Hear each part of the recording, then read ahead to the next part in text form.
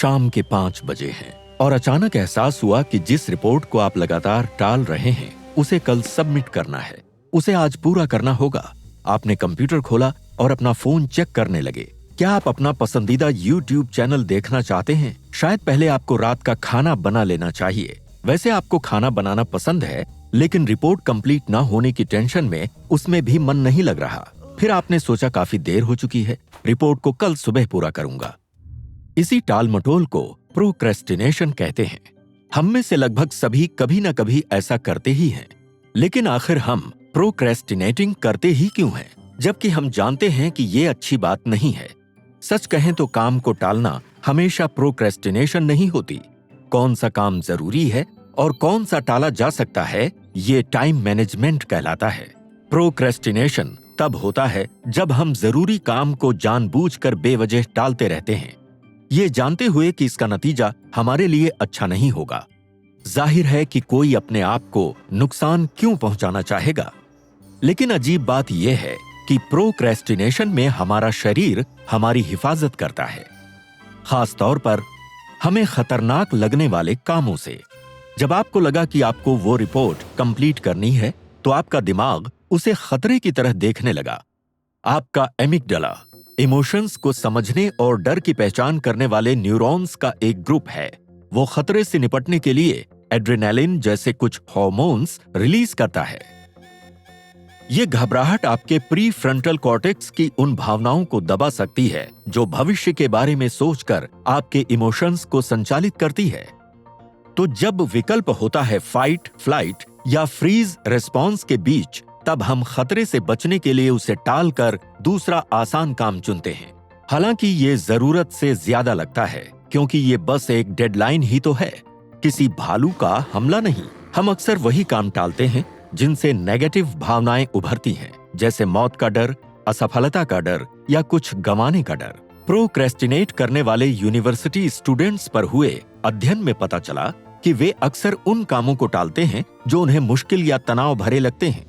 और जब आप किसी काम को लगातार टालते रहते हैं तो वो ज्यादा मुश्किल लगने लगता है।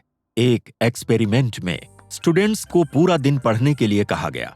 पढ़ाई के दौरान ज्यादातर स्टूडेंट्स ने बताया कि उन्हें कोई परेशानी नहीं हुई, लेकिन जब वे प्रोक्रेस्टिनेट करते हैं तब पढ़ने का विचार इतना तनावपूर्ण लगता कि शुरुआत करना ही मुश्किल हो जाता।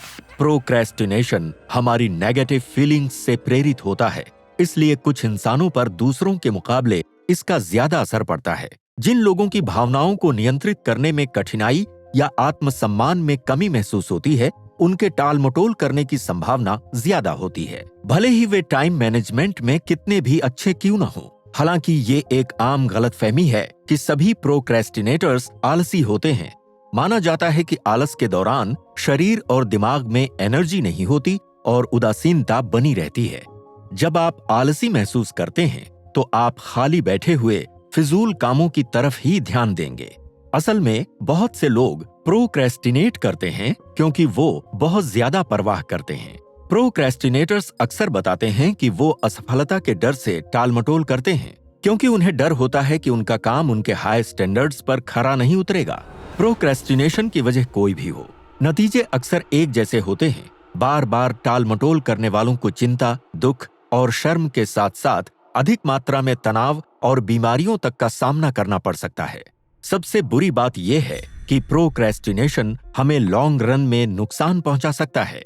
बस थोड़ी देर के लिए स्ट्रेस कम करके ये हमें यकीन दिलाता है कि तनाव के खिलाफ ये सही रिस्पॉन्स है।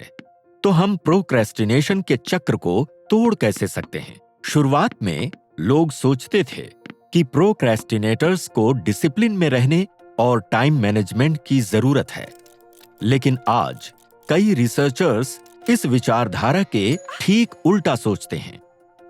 अपने आप पर ज्यादा सख्ती बरतने से काम में नकारात्मक भावनाएं आ सकती हैं, जिससे खतरा और बढ़ जाता है। स्ट्रेस को कम करने के लिए हमें इन नेगेटिव इमोशंस को दूर करना होगा। कुछ सबसे आसान उपायों में से एक है काम को छोटे हिस्सों में बांटना, या ये सोचना कि इससे आपको डर क्यों लग रहा है और फिर उस डर को समझकर उसे दूर करना। उन चीजों से दूर रहने की कोशिश करें जो प्रोक्रेस्टिनेशन को बढ़ावा देती हैं। और सबसे जरूरी बात, खुद के साथ थोड़ी नरमी बरतें, खुद को क्षमा करें और अगली बार बेहतर तरीके से प्लान करें, क्योंकि जो व्यवस्था तनाव और प्रोक्रेस्टिनेशन के इस चक्र को बढ़ावा देती है वो हम सभी को कहीं न कहीं नुकसान पहुंचाती है। टेड एड अच्छी क्वालिटी के एजुकेशनल वीडियोस ज्यादा से ज्यादा भाषाओं में ज्यादा से ज्यादा लोगों तक पहुंचाने का प्रयास करता है। हमारे नॉन प्रॉफिट मिशन को सपोर्ट करने के लिए पेट्रियन पर डोनेट करें और इस चैनल को सब्सक्राइब करना ना भूलें।